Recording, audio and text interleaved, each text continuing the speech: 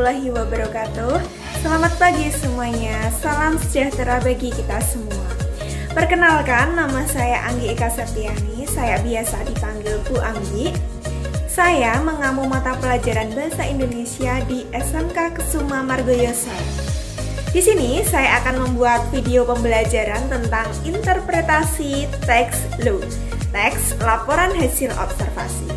Oke, lebih lanjutnya kita lanjut saja ke materi berikut ini. Baik, kita lanjutkan ke materi interpretasi teks law atau teks laporan hasil observasi. Nah, tentu saja kalian sudah pernah ya mengamati sesuatu, misal yang ada di lingkungan kalian, misalnya ada banjir, kemudian ada gempa bumi dan lain sebagainya. Nah, kalian pasti sudah pernah mengamati itu. Nah, akan tetapi kalian belum pernah menyusun atau membuat hasil observasinya. Nah, di sini untuk hasil observasi teksnya itu biasanya ada di media cetak ya, misalnya tuh ada di koran, ada di majalah, internet, atau bisa jadi ada di radio atau di televisi. Jadi teks hasil observasi ini bisa berupa tulisan atau berupa yang berbentuk suara. Nah, di sini untuk tujuan dari kita mempelajari interpretasi teks law ini ada 3 tujuannya. Yang pertama, kita dapat mengidentifikasi isi teks laporan. Yang kedua, kita dapat menyusun ringkasan, dan yang ketiga, kita dapat mengidentifikasi strukturnya. Jadi untuk identifikasi isi, kita dapat mengetahui isinya.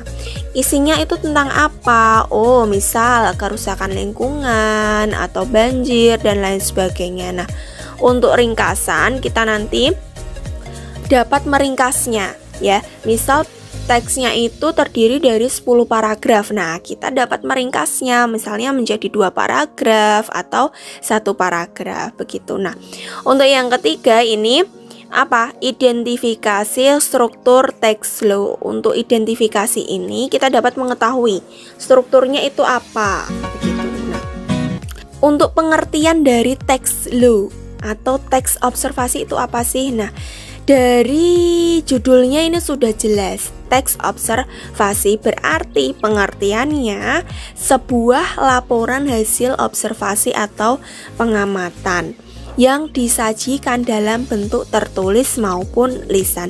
Jadi teks ini yang berisi laporan hasil pengamatan bentuknya ada 2, bisa tertulis maupun lisan. Itu pengertiannya. Kemudian untuk fungsi itu ada 2. Yang pertama, memberikan informasi hasil pengamatan. Yang kedua, dasar penyusunan kebijakan. Contohnya seperti ini. Contohnya kita mengobservasi atau mengamati kerusakan lingkungan. Nah, setelah kita mengamati, kita buat teksnya seperti itu. Nah, kemudian ditampilkan di media cetak, dibaca orang banyak, maka akan menimbulkan informasi, memberikan informasi kepada halayak. Dan yang kedua, kok menjadikan dasar penyusunan kebijakan, maksudnya seperti apa? Nah, maksudnya seperti ini. Misal kerusakan lingkungan, ada dampaknya, ada akibatnya, ada penyebabnya. Nah, dari teks tersebut dibaca oleh halayak, maka halayak dapat mengantisipasi akan kerusakan lingkungan. Itu fungsinya. Untuk selanjutnya, ini perbedaan dari teks deskripsi sama teks laporan hasil observasi. Ini hampir mirip antara keduanya, akan tetapi antara keduanya juga memiliki perbedaan. Untuk contohnya di sini ya, ada teks deskripsi dan ada teks observasi. Teks deskripsi misalnya kita menjelaskan tentang kucing. Jadi yang dibahas itu hanya tentang kucing, hanya objeknya itu saja, tidak seluk-beluk dari kucing. Nah, contohnya ini, kucing adalah hewan berkaki 4. Kucing memiliki 1 ekor. Nah, yang dibahas hanya tentang kucing. Berbeda halnya di teks observasi. Kalau di teks observasi ini biasanya terdiri dari beberapa paragraf. Tentu saja ya, lebih dari satu paragraf. Di sini menjelaskan tentang wayang. Wayang di paragraf 1 ini menjelaskan wayang itu pengertiannya seperti ini. Nah, di paragraf 2 dijelaskan jenis wayang, kemudian dari jenis-jenisnya tadi juga dijelaskan, misal wayang kulit terbuat dari ini, wayang golek terbuat dari ini, dan lain sebagainya. Itu bedanya dari teks deskripsi dan teks observasi gitu. Nah, cara meringkasnya, misalnya ada beberapa paragraf, misal ada 6 paragraf, kita dapat meringkasnya bisa jadi menjadi satu paragraf agar mudah dipahami. Nah, cara meringkasnya itu ada 3 cara. Yang pertama, kita harus menentukan dulu kalimat utamanya. Nah, kalimat utama ini harus bersifat umum ya. Nih, kalimat utama itu letaknya ada 3. Ada di awal, akhir, dan awal dan akhir. Kalau awal itu namanya deduktif. Kalau ada di akhir namanya induktif. Sedangkan kalau ada di awal dan akhir itu namanya campuran atau deduktif induktif. Nah, misalnya di dalam satu paragraf nih, misal seperti ini, satu paragraf ini terdiri dari 3 kalimat, 1, 2, 3. Nah, di sini kalimat utamanya itu letaknya antara kalimat nomor 1 dan nomor 3, atau bisa jadi kalimat nomor 1 dan kalimat nomor 3, dan tidak mungkin terjadi ada di kalimat nomor 2. Itu cara menentukan kalimat utama. Nah, cara yang kedua, kalau misalnya kita sudah ketemu kalimat utama ya, tadi yang letaknya ada 3. Ini, yang kedua cara meringkas adalah menemukan ide pokok, atau nama lainnya itu gagasan utama. Ide pokok ini terletak di mana? Letaknya itu ada di kalimat utama. Inti dari kalimat utama itu namanya ide pokok, begitu. Dan cara yang terakhir, cara yang ketiga itu apa? Setelah kita menemukan ide pokok per paragraf, kita rangkai dari gagasan-gagasan pokok atau ide pokok tadi menjadi satu paragraf, menjadi kalimat yang padu. Itu cara meringkas. Langsung saja kita ke contoh agar mudah dipahami. Contohnya ini ya, dari 2 paragraf ini kita ringkas menjadi satu paragraf saja. Nah, caranya tadi meringkas ada 3 cara. Yang pertama, kita tentukan kalimat utama. Dari paragraf 1, ternyata yang mengandung kalimat utama atau bersifat umum itu ada di kalimat pertama ini. Sudah ketemu kalimat utamanya. Setelah ketemu kalimat utamanya, kita tentukan ide pokoknya. Inti dari kalimat utama ini tadi apa? Oh, ternyata wayang ditetapkan sebagai warisan budaya asli Indonesia. Nah, sudah ketemu kalimat utama, sudah ketemu ide pokok di paragraf 1. Selanjutnya, kita tentukan kalimat utama dan ide pokok di paragraf kedua. Untuk paragraf 2 yang mengandung kalimat utama atau kalimat general yang bersifat umum ternyata ada di kalimat awal atau deduktif.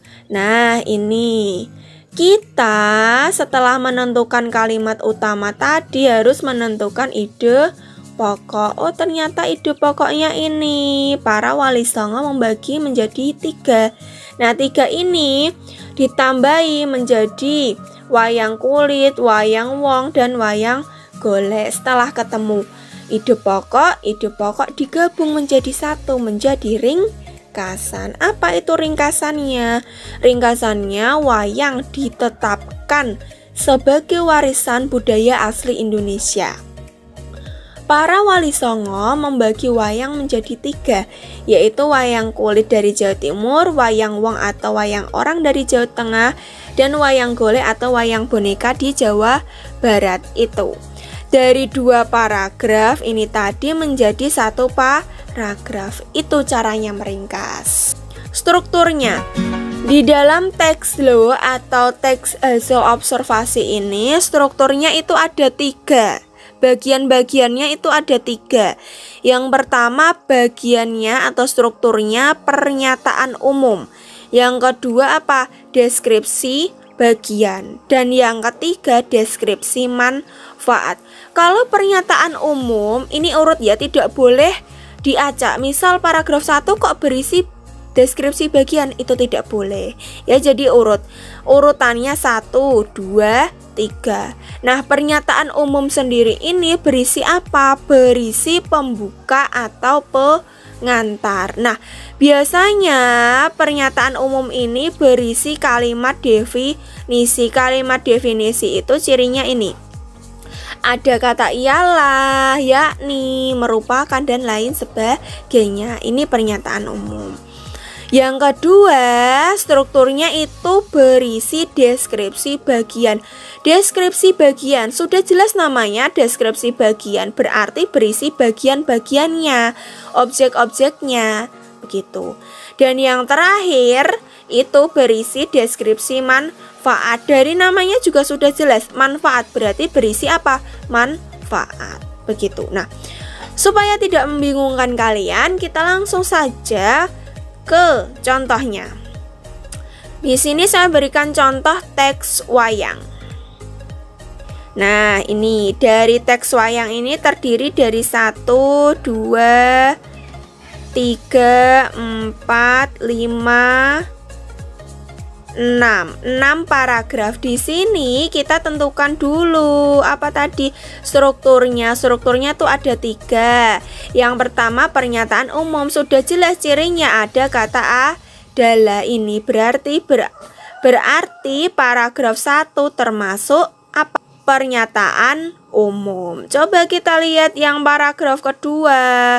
Paragraf kedua ini berisi bagian-bagiannya, jenis-jenis wayang. Nah, juga termasuk apa?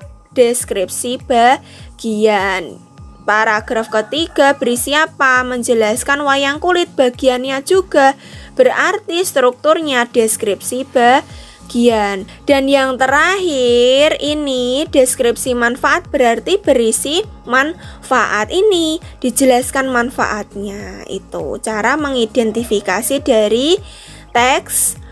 Nah, selanjutnya setelah saya jelaskan materi tentang teks hasil observasi, tugas kalian ya, buka buku paket kalian halaman 16. Di situ ada teks The Topeng ya, The Topeng Museum Angkut. Setelah kalian baca, nanti setiap paragrafnya kalian tentukan ide pokok seperti contoh yang tadi. Setelah itu dari ide pokok diringkas menjadi 1. Setelah itu teks The Topeng ini tadi yang terdiri dari beberapa paragraf, tentukan strukturnya. Begitu. Selamat mengerjakan.